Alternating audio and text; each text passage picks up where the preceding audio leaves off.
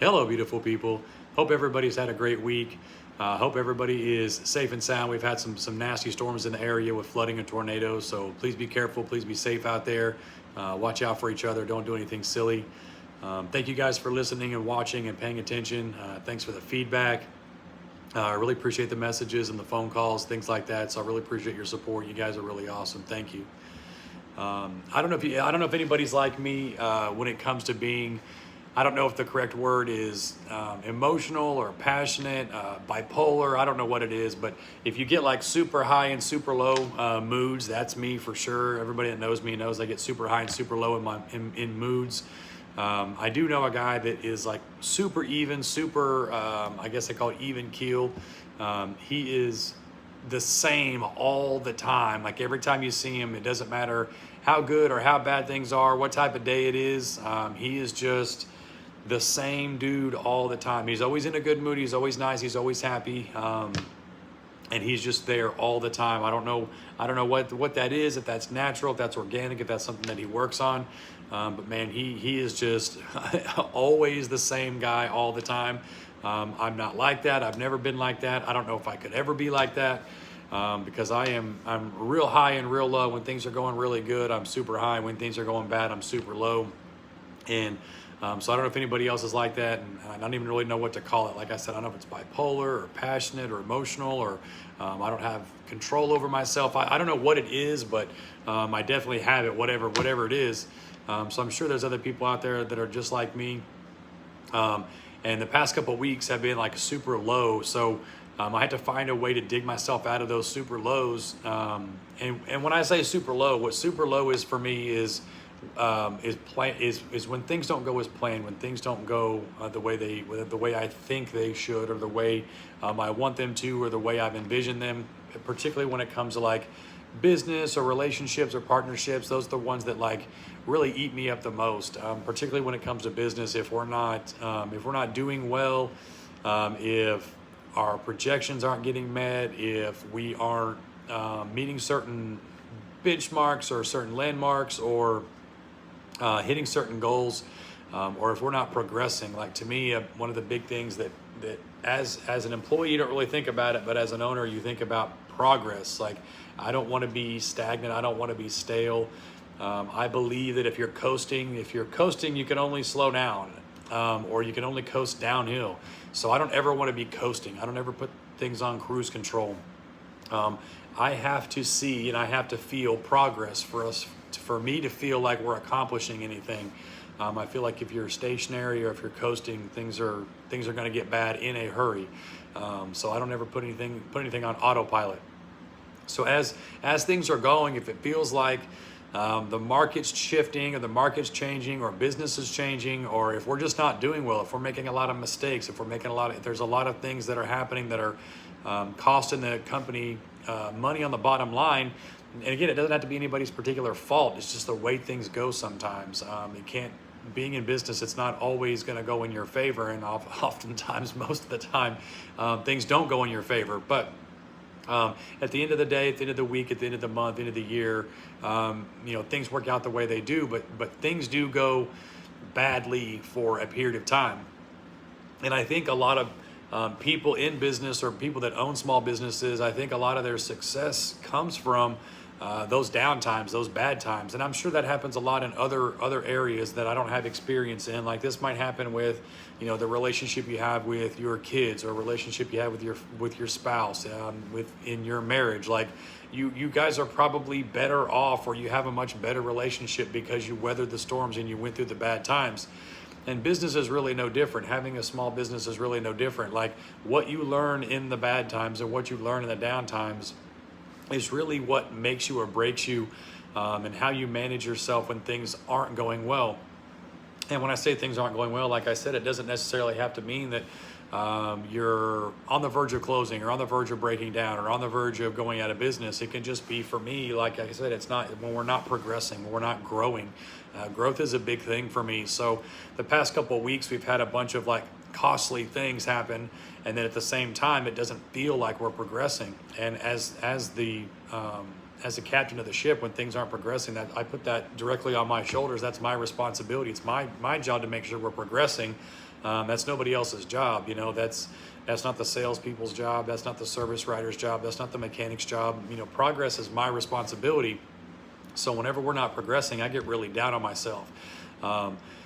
And when I say I get down on myself, I am really hard on myself, and I already struggle with like my sleep and you know, being stressed out. Like I already put a lot of pressure on myself to survive and to just to be here, because you know, I don't know if anybody really pays attention to the market or businesses the way I do, because that's part of my job description, is to pay attention to what's going on. But you know, the economy is not good right now, and I know as consumers everybody feels that, but as a business owner, things are really ugly right now. If you do pay attention to businesses, even big business, like you'll see there's a lot of businesses out there that are struggling right now, that are closing, doing layoffs. Especially big businesses. Big businesses, they get so big they can't maneuver when the market changes. They're so big they can't change, they can't adapt, they can't make changes on a dime like a small business can, which is one of the reasons why I like being involved in a small business, is that I can adapt to the market today. Like I don't have to wait weeks or months to see how a certain thing changes the dynamic of our business. If I see something, if I see a yellow flag, if I see a red flag, I don't have to wait for permission. I can make that decision today. I don't have to, you know, run it up the corporate ladder or ask for permission or wonder if it's my job. I can just pivot. I can make the move today. And that's one of the downsides of big business or big government or whatever the case is. When things get so big, they're not agile. They're not agile. So being a small business, it makes us agile. So that's good and bad, because sometimes I pivot too much because I try to over-respond or overcorrect to small market changes. But anyway, anybody paying attention to what's going on in the economy, it's not real good right now. The value of the dollar is not good. Like it's buying power, basically. You know, if you know, it's the easiest way I understand it. Doesn't make me right, but the easiest way I understand it, or I could explain buying the value of the dollar is your buying power. What do you get for your dollar? That tells you what your dollar is worth. Is how many of these things does it take to get something in return? So everybody's buying power is really low right now. The cost of goods is high. The cost of labor is high. Taxes are high. Like everything is like super high, higher than they've ever been, which, you know, that doesn't mean anything. Like everything costs more today than it did 100 years ago. That's not news. That's not saying anything in particular, other than your buying power has decreased. So it does take more dollars to get the same amount of goods. But obviously there's a lot of big businesses out there hurting. There's a lot of small businesses out there hurting. It's hard for anybody to make it in this environment. So I lose a lot of sleep over the strategy and the planning and how we're gonna not only stay open today, but next week and next month and next year, and not just be open, but like be good.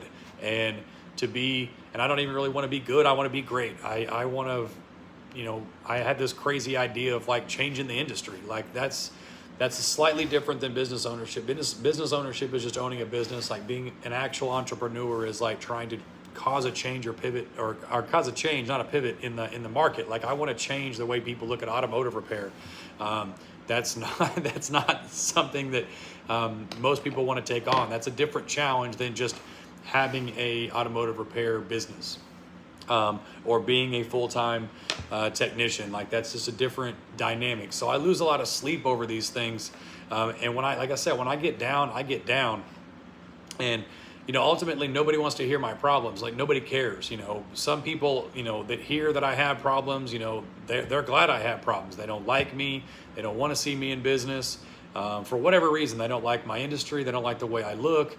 They don't like the way I approach things. For whatever reason, people just want to see me fail. That's just part of life. Not 100% of people are going to be on your side. Not 100% of people want to see you succeed. And at the end of the day, most people are indifferent. So even the people that aren't rooting for me to fail, most people just don't care. I mean, whether I'm here or not, they're going to get their oil changed somewhere else. They're going to get their furniture somewhere else. They're going to get their air conditioner fixed somewhere else. Like they just don't care. It's whatever is best for them at the time, which I understand. Like I don't have any expectation for people to care about our success or how well we do. So when things get bad or things get stale or stagnant, I get super down because, like I said, I put a lot of weight and a lot of pressure on myself to continuously progress and grow the business. And when it's not happening, man, I beat myself up bad. And it takes a really dark turn in my head, and I get really hard on myself. Like I said, I lose sleep, I struggle, and it's hard to navigate my day dealing with myself, because people only get to see what comes out. There for a long time, many years, I would say and do things just to get a reaction from people, because they, whether it was rude or crude or vulgar or distasteful or whatever, I would just say it or do it just because it would get a reaction from people. And I had to manage that and control that, because now I can't just say whatever I want to say or do whatever I want to do. And that's not true. I just choose not to. I'm sacrificing, what I really want to say and what I really want to do for the greater good of not just myself, but other people. So I voluntarily put myself sort of in a behavioral prison and a language prison, because I need to, and I want to, and I have to, for the greater good of other people. Because if I just went around saying and doing what I want to do, one, that's extremely selfish, but two, that does nothing positive, or very little positive for other people. Because it's really easy to go around and just take cheap shots at people and say nasty things and say vulgar things or whatever. Like, that's easy. And for whatever reason, that's how my brain works. My brain is on the wavelength of dirty, nasty, filthy, disgusting, mean, rude. And that first thought that comes to my mind most of the time is not good. I have to control myself like most days. Like, if you see me out and about, just know that I'm trying not to say or do anything disgusting or gross or vulgar or whatever. Like, I have to put effort into not being that person, because that's what comes natural to me. So I'm doing my best to control myself at all times. Anyway, I'm getting completely sidetracked on what I want to talk about, but so I get super down on myself in these situations, and I have to find a way to get myself out of it. I had to put in a very conscious effort into getting myself out of these situations. And when I'm brewing or stewing or angry about these things that aren't going the way that I think they should, or the way that I want them to, or we're not progressing, or whatever the case is, not only do I have to manage my day and control what's going on inside my head at the time, because the circumstances around me aren't slowing down and they're not stopping. The people that I work with every single day, the customers, the clients, the employees, the staff, the team, like, they don't care. They're not interested. They need me to be doing my job to the best of my ability all day, every day for them. And they don't care what else is going on. Like, not that they don't care, that's probably not the right way to say it, but they are counting on me, and I can't go around dumping and spewing and vomiting my crap off on them. And I'm trying to figure out how to say this where it makes any kind of sense, but the people that are rooting for me to fail don't care. Like, they want to see me fail. Most people are indifferent, and then there are people that are rooting for you. The people in the middle that are indifferent, I feel like I can help all three groups of people. If I give my best and do my best, the people that hate me, they may hate me less by the end of the day. The people that are indifferent, I might sway them to say, hey, you know what, maybe we should root for this guy. And the people that are rooting for me, like, I want to make sure that they're not wasting their time. And why I care what all these people think, I don't know. There's probably just something wrong with me. But I feel like I put a lot of pressure on myself to pull us all in the right direction. And when things are going bad, I get really hard and really down on myself. And I have to manage that throughout the day, because, like I said, people don't care. Like, I know I have friends that I could call and tell them, like, hey, something's going really sideways, something's going really bad, or hey, you're never going to believe what happened. Hey, you're not, hey, you can't, guess what happened, or guess what surprise I have to deal with today, or guess what, 10 fires I had to put out today, or what 5 disasters happened today. I know I have friends and family that I could call to do that, but I'm just one of those people that I'm just not going to. Like, I just assume that people have their own lives. They have their own issues. They have their own difficulties. Like, they don't care about my problems. Like, why would they? They've got enough going on. They've got their life, their family, their health, their kids, their jobs, their houses. They have responsibilities, like their hobbies. Like, people don't care about whatever issue it is I'm dealing with or whatever it is I'm going through. So when I'm having one of these like really down and out, and I have them, sometimes they're days, sometimes they're weeks. Like, it's been the past couple weeks. I have to like really coach myself out of these horrible thoughts that I have, and they're bad. I mean, they're not just like, oh, golly gee whiz, things are tough. Like, I get really spiraling out of control in a hurry, and it's all doom and gloom.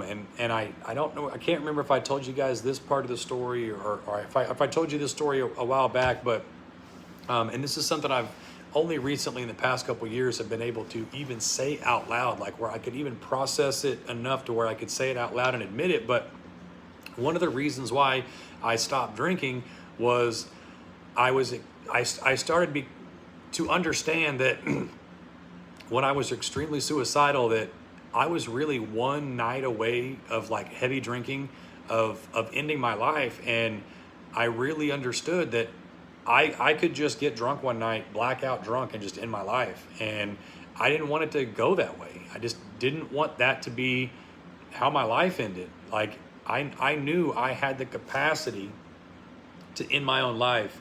And if I drown myself in alcohol, and I was in one of these mental states where everything was just too much, that was a horrible recipe.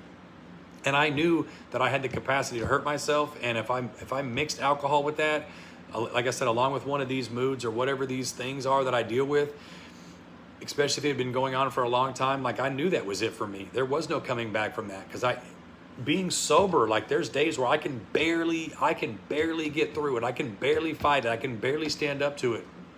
I mean, and if I were to be like wasted, like blackout drunk, oh gosh, there's no 0% chance. 0% chance I could win that fight. So like I said, I don't know if I've ever really said that out loud to anybody, but one of the reasons why I stopped drinking was because I knew I was going to end my life if I got in one of these states and got blackout drunk. I just knew it was going to be over for me. So, like I said, I had to sort of coach myself out of these things, and I've gotten a little bit better. I wish I could get better at not getting this low. So maybe that's something I need to work on. And I know there's other people out there that probably get in these funks too. But I wish I could get better at not getting this low. But once I get this low, I've gotten slightly better over time of getting myself out and getting myself going in the right direction. One of the first things that I absolutely have to do is be grateful for the things that I do have. And when I say things that I do have, I don't necessarily mean like stuff. Like stuff doesn't even really motivate me. Stuff used to motivate me a lot. Like I'm sure many of you have known me for years and years, and those that haven't known me for years and years, I used to be really into stuff. Obviously, I think most people are at some point in their life, but I think I tell the story that at one time I had like 5 or 6 vehicles, motorcycles, cars, 4-wheelers, like just stuff, cars, clothes, shoes, jewelry, whatever. Like, I just had stuff. Like, I was just, young, dumb, had money, didn't know what to do with it, whatever, I say had money, that's probably not what it was. Like, I just spent everything that I had. Literally, whatever money I was making, I spent it on stuff because I thought that was what was going to make me happy. I thought I could buy this truck or this car or this dirt bike or this 4-wheeler or this crotch rocket or whatever, like this shirt or this whatever. Like, I just thought this thing was going to make me happy. And of course, it took all of about 5 minutes of after owning that thing to realize that thing was never going to make me happy. It took, years of doing this over and over and over and over to finally figure out that stuff was never going to fill whatever hole I have inside of me or whatever void I have inside of me. No thing was ever going to fill that void. So thankfully, I got over that, I would say relatively early. But I got over the fact that stuff was never going to make me happy. And that doesn't mean that I don't get joy out of some things. There are some things that make me happy, or there's some things that I prefer over others. But I just realized early on that no amount of stuff or things was ever gonna solve whatever problem I had going on, or was ever gonna dig me out of the issues or whatever I'm going through, whatever I'm dealing with. Spending money was never going to solve that problem, was never going to fix it. So, but yeah, to be grateful for life. And when I say grateful, I mean, I don't think everybody or very many people really understand how like astronomically nearly impossible it is to even be alive today. Like to even be alive today, you know, you as a human being could have been alive at any other point in history, and you're alive today. Like I'm alive today in 2024. Like there's never been another time in the history of Everdom, well, at least at least in the history that we understand to this point, but there's never been another time in history where it's ever been like easier to be alive. Like this is like on the scale of like easy to live, like how, like at what point in history would it ever be easier to exist than right now? Like quality of life now is absurdly like so far above and beyond any other time in history. I mean, can you imagine living 200, 300, 400 years ago, 500 years ago, 1,000 years ago? Like nuts. Like the quality of life, like for instance, like medicine, disease, running water, sanitation, like just stuff we take for granted every single day. Like just to be alive today is like a blessing so far above and beyond what most people have ever dealt with in their entire life. Like, I mean, most people had to, like, what they had to do for food, water, shelter in the history of Everdom is insane. Not to mention the ruling class of today, which I despise with every part of my being, is so much more tolerable, as much as I hate them, than the ruling classes of the past. I mean, can you imagine like being in a gulag? Like, can you imagine like what people dealt with or what people had to do to survive, like just to get food? Like people think that the gap between the super wealthy and the super poor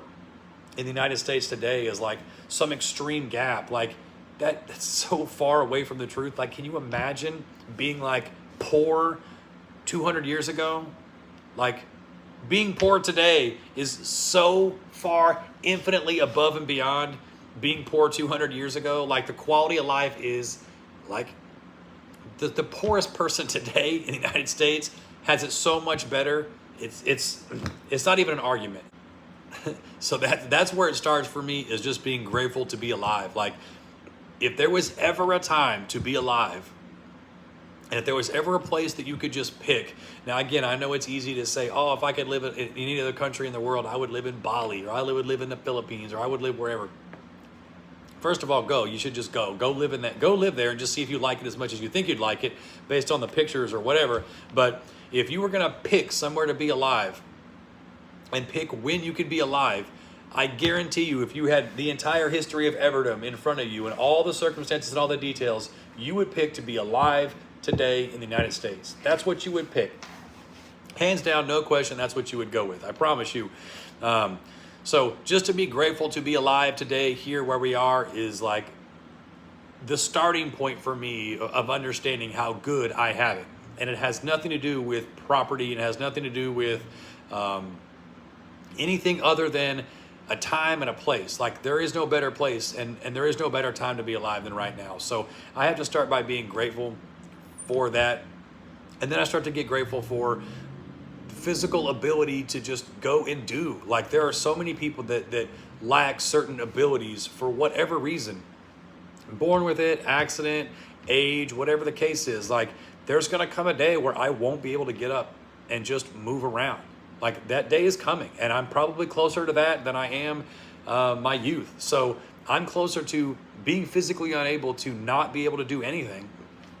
So just the fact that I can get out of bed, just the fact that I have toes, fingers, eyes, ears, like just the fact that I'm mobile, like people take that for granted. I mean, I take it for granted every single day that I can get up out of bed and go do whatever it is. Like I choose to do what I do, and I could choose to do other stuff too.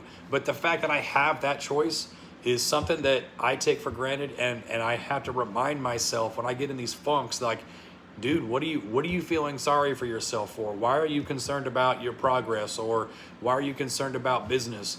Dude, you can literally get up and go anywhere and do anything right now. So what are you going to do with it? How are you going to handle this choice? And this choice is not, hey, am I gonna sit here and feel bad for myself, or am I gonna sit here and get down on myself because I'm not where I think I should be? Or am I gonna be grateful for the fact that I can actually get up and go do something and go do it? I also have to be extremely grateful for being where I am versus where I was. And man, I'm grateful to God every single day that I'm not where I used to be. And I'm far from perfect. I'll never be perfect. Like I said, I've got all these flaws. I've got all these defects. I've got all these issues. I'm nowhere close to perfect, never going to be there. But I thank God every single day that I'm not where I used to be. And I don't mean that necessarily physically. I mean that mentally. But I thank God every single day I'm not where I used to be. And I'm sure that everybody listening or watching or paying attention to this could sit down and just think of situations or circumstances or issues that they dealt with in the past and been like, man, thank God I got through that. Thank God that I made it through that circumstance or that situation or that issue or that problem, or thank God I got away from that person or that job, or, thank God I got rid of that car that kept breaking down and I had this other vehicle. Like, there's just so many things to be grateful for that they aren't the way they used to be. So I get grateful for being where I am, because I've already won. Like, just thinking about where I started to where I am now, like, I've already won at life. Like, everything from here on out is just gravy. Like, I shouldn't be where I am. I shouldn't be alive. I shouldn't be mobile. I shouldn't be doing the things that I'm doing. So every single day is just icing on the cake for me. And I'm just grateful for that. Like, I have to sit down sometimes and just like really think, like, how did this happen? Like, how did I get here? Like, what made this possible, So just being grateful that I may not be where I want to be, but I'm glad I'm not where I used to be. What else could I be grateful for? I had another one in my mind and I can't think of what it was. What was it? Oh, here it is. I have to remind myself that being grateful for what hasn't happened is an incredible blessing that I take for granted every minute of every single day. There is extreme difficulty, tragedy, challenges, impossible circumstances that don't happen to me every single day that allow me to keep doing what I'm doing. And again, I don't know if I'm doing the right thing. I don't know if I'm on the right path. I don't know if I'm doing what God has called me to do. But I'm telling you that for whatever reason, there could be much more difficult circumstances in my life that are not there. And I have to be grateful for that. And it's something I lose sight of all the time, because I start to focus on and think about all the things, all the bad things that are happening, all the challenges, all the difficulties, all of the stuff that's happening, what feels like happening to me. I forget about, I can't even imagine the things that aren't happening, that could be happening. Like, I can't even fathom the things that could be going on in my life that I don't have to deal with. Whether it's medical or physical or disease or anything. Like, there's just so many bad things that could be going on to me. And there is a shield of protection. Like, there's, highly favored, whatever you want to call it. Like, I am protected from things that there's battles being fought that I don't even understand, that I can't even see. And I have to be grateful for that every single day. So I know I'm rambling. I know I'm going on and on, but gratitude, I don't want to run this video too long, but gratitude is what starts getting me out of those things. There's other steps I have to take, and I'll probably go into those next time, but it starts with gratitude. It starts with being grateful. And I hope that helps you. I don't know if you get in funks like I do. I don't know if you deal with things that I deal with. But if you do, start by being grateful. Start being grateful for what you have, what you don't have, where you are instead of where you used to be. And being alive today, where you are, man. Do you have any idea how many people wish they could be you right now? Do you have any idea? Like, do you understand how many people wish they could be you right now? To be who you are, where you are, have access to the things you have access to. I mean, I don't mean just people in history that wish they could be here. I mean, people alive today in other countries and other cities and other states and other mentalities. Do you have any idea how many people wish they could be where you are? I mean, the things that you take for granted every single day, do you have any clue or any idea how many people beg and pray and wish for those things every single minute of every single day? I promise you, start being grateful for those things. I'm going to go back and watch this because, like I said, I've been in a nasty funk for a couple of weeks, and I need to hear me say those things and remind myself to be grateful for the things that I have. And I really appreciate you guys for listening. Thanks for watching. You guys take care of each other. I love you. Bye.